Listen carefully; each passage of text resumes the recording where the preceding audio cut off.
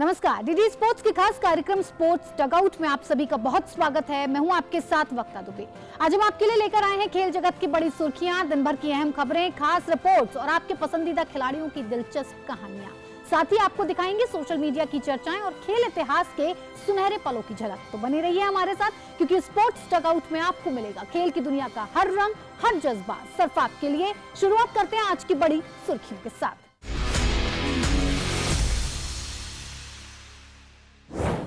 IFL की standings में बड़ा उलटफेर, राजस्थान यूनाइटेड और रियल कश्मीर ने दर्ज की शानदार जीत। विमेन इन ब्लू की लगातार दूसरी हार, साउथ अफ्रीका ने 8 विकेट से हराकर सीरीज में बनाई 2-0 की बढ़त। आईपीएल में केकेआर की पहली जीत तो वहीं पंजाब किंग्स का भी धमाकेदार प्रदर्शन। फिट इंडिया में दिखा नारी शक्ति का दम, गीता और स्वीटी बुरा ने की भागीदारी। भारतीय तीरंदाज प्रथमेश जावकर पर लगा 2 साल का बैन।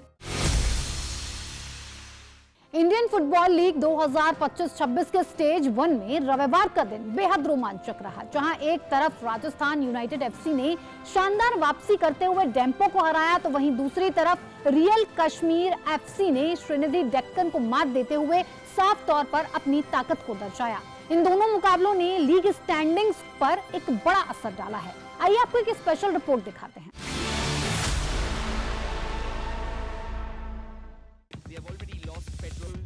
गोवा के फतोडा स्टेडियम में खेले गए मुकाबले में राजस्थान यूनाइटेड एफसी ने डेम्पो एससी को 2-1 से हराकर सीजन की अपनी पहली अवे जीत दर्ज की।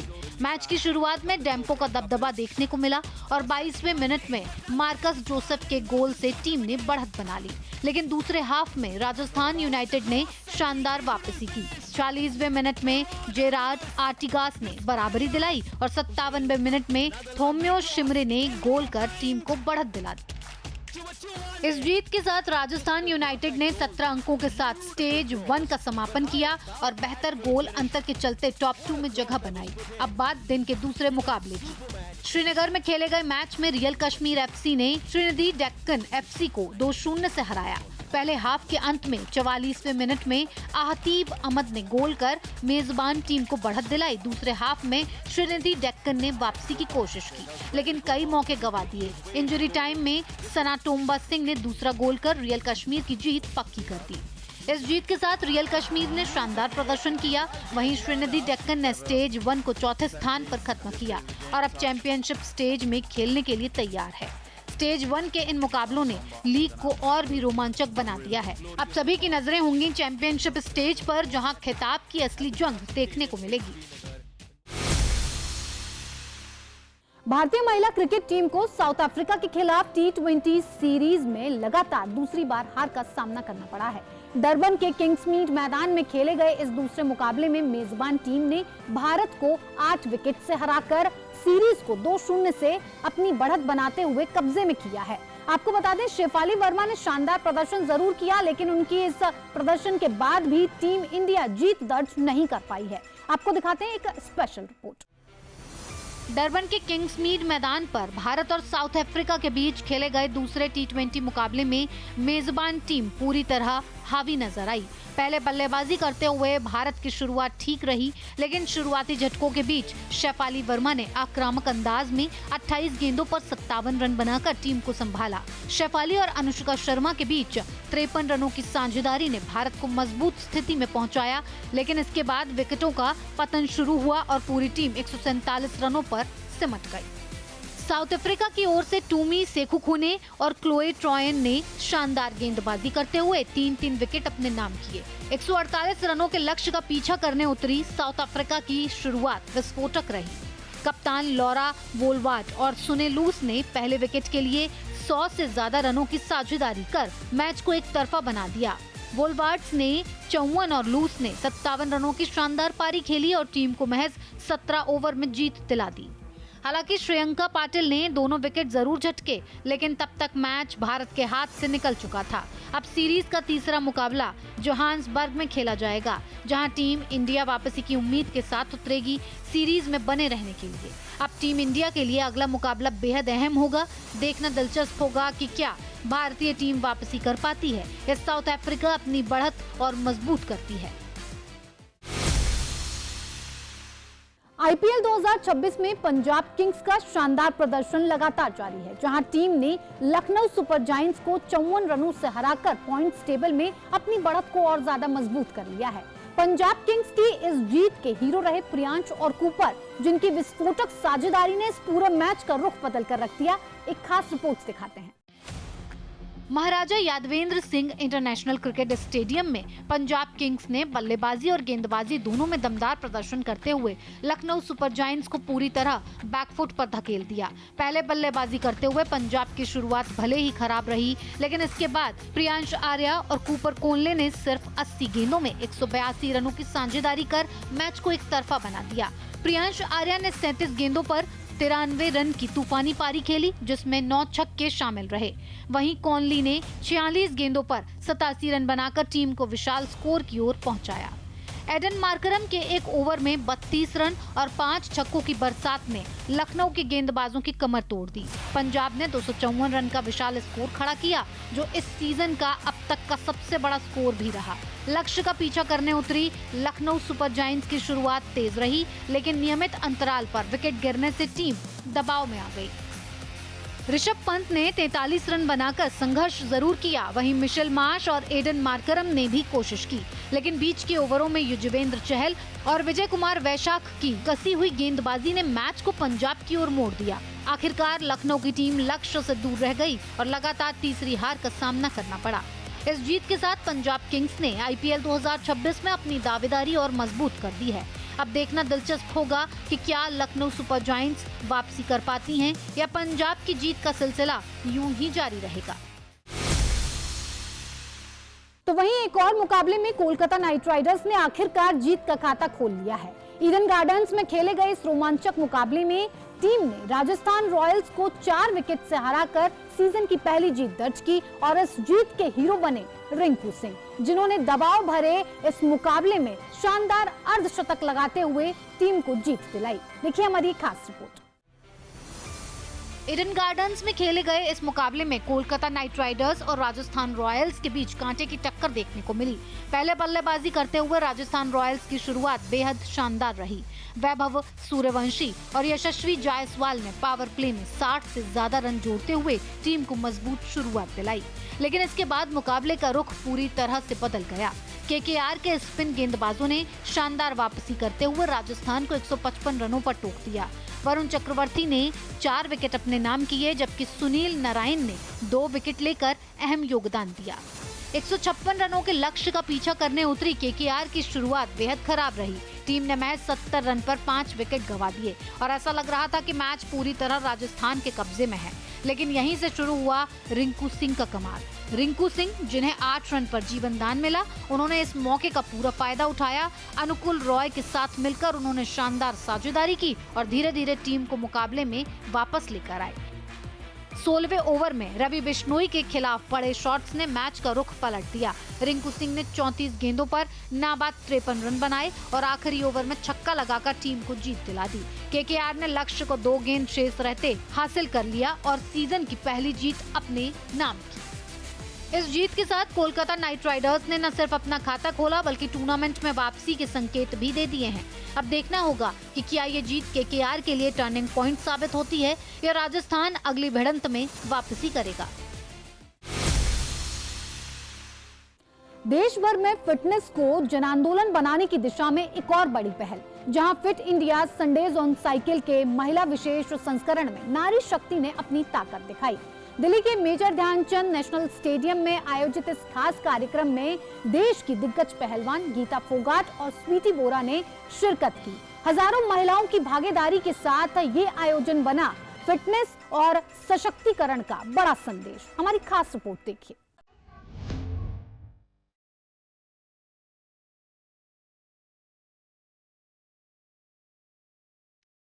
फिट इंडिया अभियान के तहत संडेज ऑन साइकिल का ये महिला विशेष संस्करण देश भर में नारी शक्ति के नाम रहा।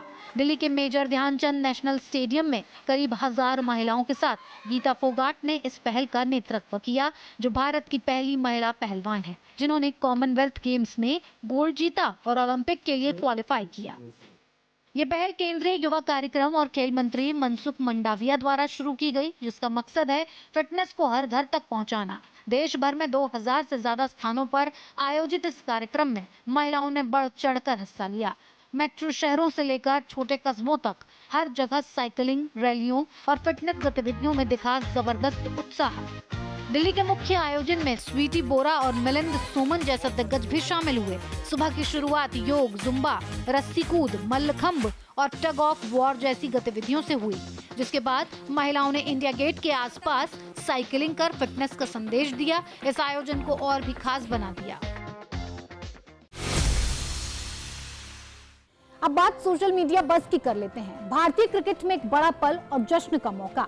बीसीसीआई ने अपने ऑफिशियल सोशल मीडिया हैंडल पर एक खास वीडियो साझा किया है और इस वीडियो में जहां टीम इंडिया के खिलाड़ियों ने स्टार ओपनर शेफाली वर्मा को उनके 100 T20 इंटरनेशनल मैच पूरे करने की खुशी में उन्हें ढेरों बधाइयां और शुभकामनाएं दी हैं। स्वैश बकलिंग के अंदाज में बल्लेबाजी करने वाली शेफाली के लिए एक और बड़ा माइलस्टोन दिखाई दे रहा है, जिसके वो काफी करीब हैं और उनके साथियों का ये प्यार भरा संदेश इस पल को और ज्यादा खास भी बना रहा है। एक और उपलब्धि, एक और जश्न। Shefali Verma is 100% 100% discipline. कोई नहीं कुछ बोलेगा। want to say what did I say? छोरी जिगरे वाली। हाँ, वाओ, 100% फेयरलेस। किसके लिए? शेफाली के लिए? हाँ भाई, कैसी लगी मेरी हरियाणवी? Shefali Verma is 100% धाकड़. Wickets in crucial time. Maverick, नहीं है वो। Explosive batter, catcher. On her day is a match winner. I think dominating cricketer. It's an amazing feat to play 100 T20s for the country at that age. I mean, there's so many things which she's already achieved. Hi शेफू, my dear friend. ऐसे ही अभी just इतनी सी छोटी सी as में तेरे 100 T20 हो गए। मैं चाहती हूँ ऐसे ही तू बहुत सारा इंडिया के लिए क्रिकेट खेले, बहुत सारे मैचेस खेले और बहुत सारे इंडिया को matches जिताए। Master Shifu, can't believe it's already your 100th game. Firstly, congratulations, क्योंकि that in itself is a big achievement, especially to do it at such a young age. I think you've not just inspired everyone in India, but especially everyone in Haryana. मेरे को तो half of the age लग गई to complete 100 T20, but she's just 22 and she's going to play her 100 T20. I think it's a great achievement. 100 is just a start because she has I don't know कितने साल बचे भाई Shifu तेरे पास. But yeah, again 100 is just a start and I hope she goes on to achieve amazing things for the country. Wishing you lots of success and lots of success. Go out there and smash it. मैं अभी भी serious लग रहा हूँ क्या? अब चलिए रुक करते हैं हमारे खास सेगमेंट ऑन दिस डे की ओर, जहां हम आपको लिए चलते हैं खेल इतिहास के उस पन्ने पर जिस दिन घटा था एक ऐसा वाकया जिसने हमेशा के लिए अपनी छाप छोड़ दी। आज के दिन 20 अप्रैल 1986 बास्केटबॉल की दुनिया में एक ऐसा इतिहास लिखा गया जिसे आज भी याद किया जाता है। माइकल जॉर्डन ने NBA प्लेऑफ मुकाबले में 63 अंकों की विस्फोटक पारी खेलकर नया रिकॉर्ड कायम किया। ये मुकाबला शिकागो बुल्स और बोस्टन सेल्टिक्स के बीच खेला गया था। जॉर्डन का ये प्रदर्शन आज भी NBA प्लेऑफ इतिहास में किसी खिलाड़ी द्वारा बनाया गया सबसे बड़ा व्यक्तिगत स्कोर है। हालांकि इस ऐतिहासिक प्रदर्शन के बावजूद शिकागो बुल्स को डबल ओवरटाइम में 135-131 से हार का सामना करना पड़ा, लेकिन ये रात माइकल जॉर्डन के करियर की पहचान बन गई और यहीं से शुरू हुई एक दिग्गज खिलाड़ी की अमर विरासत। तो ये था हमारा ऑन दिस डे सेगमेंट। अब बारी है हमारे स्पेशल सेगमेंट स्पोर्ट्स रैप की, जहां हम आपको दिखाएंगे देश और दुनिया भर की खेल से जुड़ी बड़ी खबरें। तो पेश है टॉप स्पोर्ट्स न्यूज तेज रफ्तार के साथ।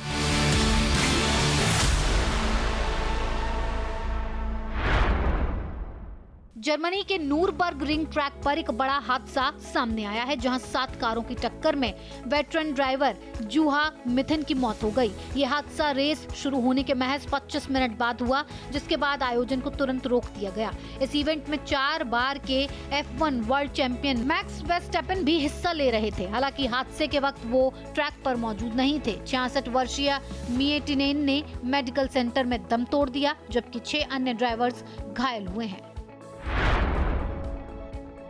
इटली की फुटबॉल लीग में एसी मिलान और यूवेंटस ने अहम जीत दर्ज कर चैंपियंस लीग क्वालिफिकेशन की दौड़ को और रोमांचक बना दिया है। मिलान ने वेरोना के खिलाफ 1-0 की सक्रिय जीत हासिल की, जहां एड्रियन राबियोट का गोल टीम के लिए निर्णायक साबित हुआ।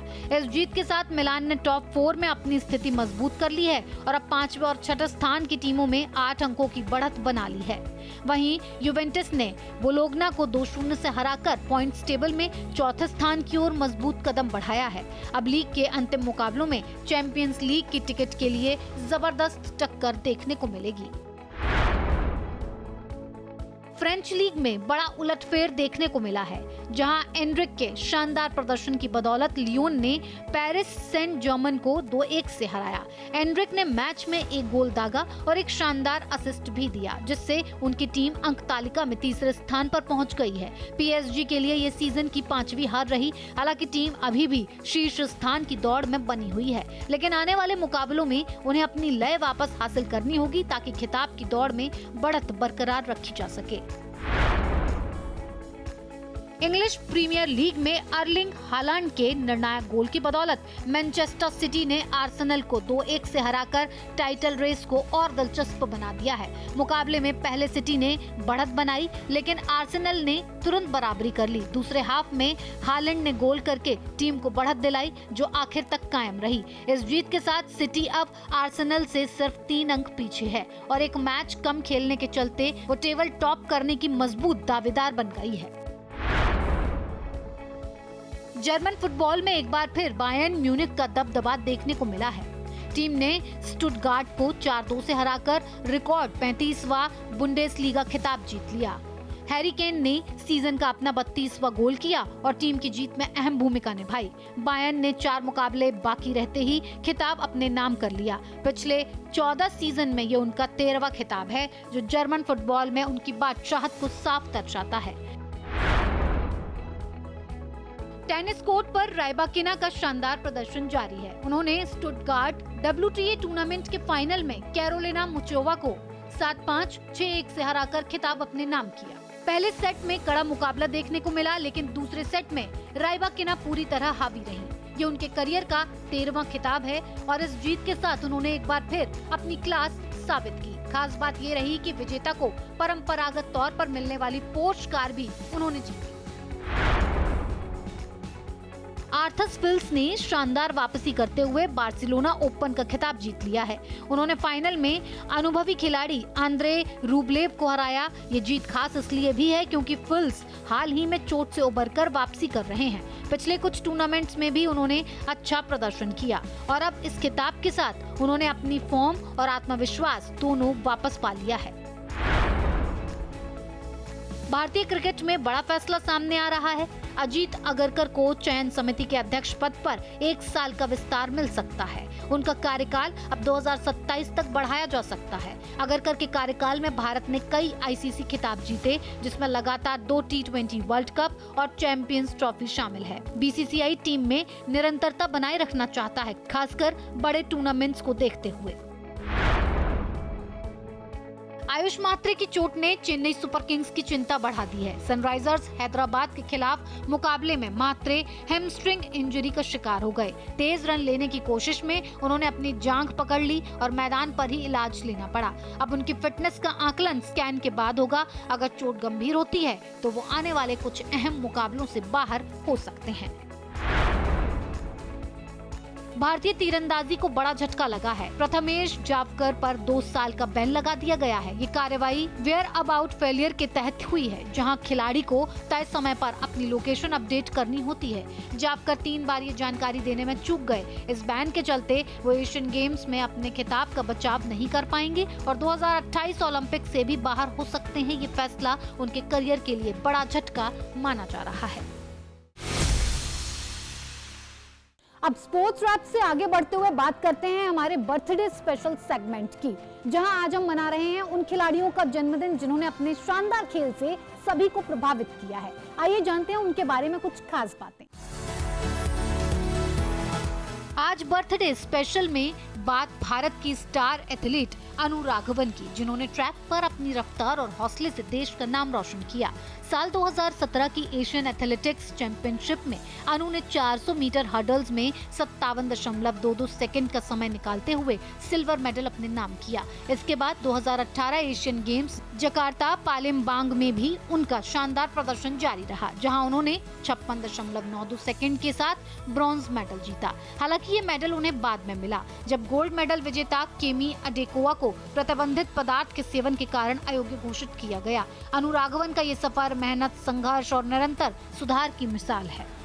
बर्थडे स्पेशल में अब बात भारतीय फुटबॉल के दिग्गज खिलाड़ी गुरदेव सिंह गिल की। पंजाब से ताल्लुक रखने वाले गुरदेव गिल ने अपने खेल से देश को कई यादगार पल दिए। साल 1978 में उन्हें भारत के सर्वोच्च खेल सम्मान अर्जुन पुरस्कार से नवाजा गया। वो पंजाब के उन चुनिंदा फुटबॉलर्स में शामिल हैं जिन्हें ये सम्मान मिला। उनका इंटरनेशनल करियर बेहद शानदार रहा। 1970 एशिया कप से लेकर 1974 और 1978 एशियन गेम्स तक उन्होंने भारत का प्रतिनिधित्व किया। 1978 एशियन गेम्स में तो उन्होंने टीम की कप्तानी भी संभाली।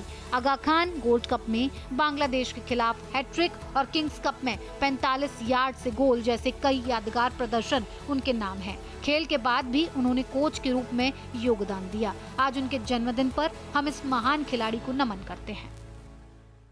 डीडी स्पोर्ट्स की तरफ से इन सभी को जन्मदिन की हार्दिक शुभकामनाएं। तो दोस्तों, आज के स्पोर्ट्स टगआउट में बस इतना ही, लेकिन हाँ, हमारा वादा है कि खेल से जुड़ी हर बड़ी और अहम खबर हम आपको दिखाएंगे सबसे भरोसेमंद और दिलचस्प अंदाज में। तो जुड़े रहिए डीडी स्पोर्ट्स के साथ। अगली मुलाकात तक खेल का जुनून बनाए रखिए, जीत का जज्बा जगाए रखिए।